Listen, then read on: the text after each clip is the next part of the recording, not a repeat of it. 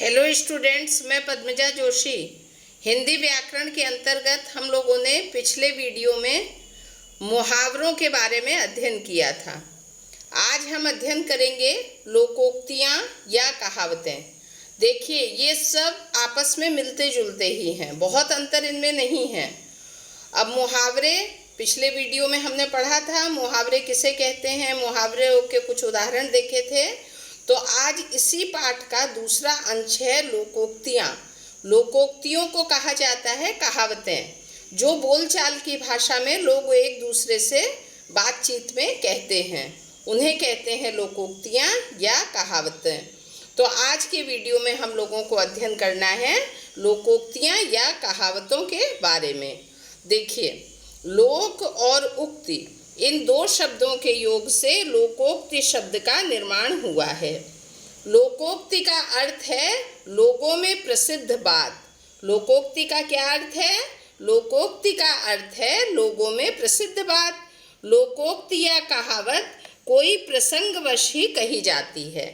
ये जो लोकोक्ति है, बोलचाल में जो लोग बोलते हैं, वो कोई वैसा प्रसंग आ जाता है, कोई उस तरह का मैटर आ जाता है, तब लोग बोल देते हैं।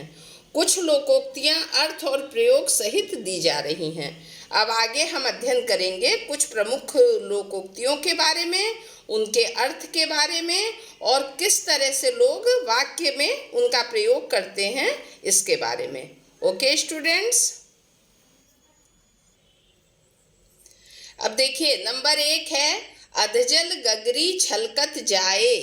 इसका अर्थ है, ये है लोकोक्ति या ये है कहावत। ओके, अब इसका अर्थ देखिए, थोड़ी जानकारी वाला बढ़ चढ़कर बोलता है।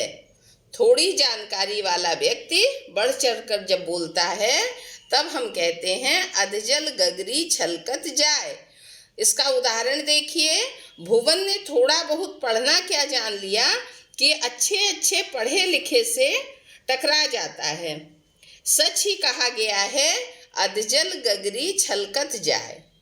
लोगों के पास जब उतना ज्ञान नहीं होता, लेकिन उसका दिखावा अधिक करते हैं, या बहुत धन नहीं होता है लेकिन अपने आप को व्यर्थ ही धनवान दिखाने की कोशिश करते हैं, तब हम प्रसंग में कह सकते हैं, उस समय बातचीत में हम कह सकते हैं कि वो फला व्यक्ति का व्यवहार अधजल गगरी छलकत जाए वाला हो जाता है। ओके, अब देखिए, नंबर 2 है घर की मुर्गी दाल बराबर। हमारी लोकोक्ति या कहावत है, घर की मुर्गी दाल बराबर। अपने पास की चीज का महत्व नहीं होता। जो चीज हमारे पास होती है उसका महत्व हमें प्रतीत नहीं होता है। अब इसका उदाहरण देखिए, संजय के पिता एक अच्छे कवि हैं, पर वह अपनी कविताओं को पुष्कर के पास दिखलाने जाते हैं।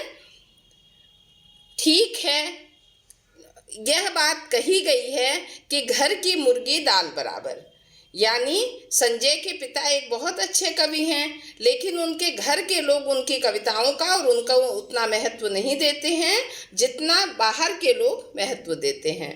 तो यहाँ कहा गया है, ठीक बात है, घर की मुर्गी दाल बराबर होती है।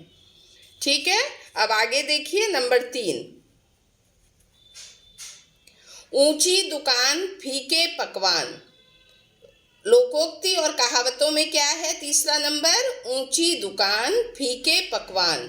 इसका अर्थ है सिर्फ बाहरी दिखावा, सिर्फ बाहरी दिखावा करना। बार बार इस विद्यालय का विज्ञापन पढ़कर मैंने अपने बेटे का नामांकन इस विद्यालय में करवाया।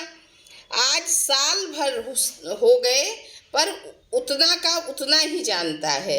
मैं तो ऊंची दुकान फीके पकवान में पड़ गया।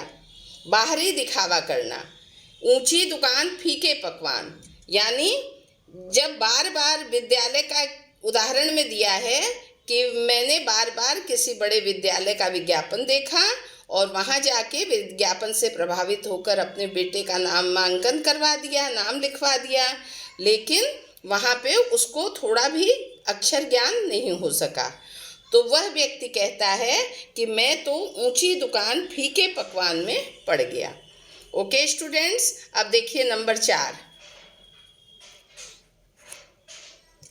चोर चोर मौसेरे भाई, चोर चोर मौसेरे भाई, बुरे आदमियों का परस्पर संबंध हो जाता है। अगर दो बुरे आदमी या चार बुरे आदमी होंगे तो उनके विचार मिलते हैं, एक सी धारणा होती है, एक सी भावना होती है, एक से विचार होते हैं।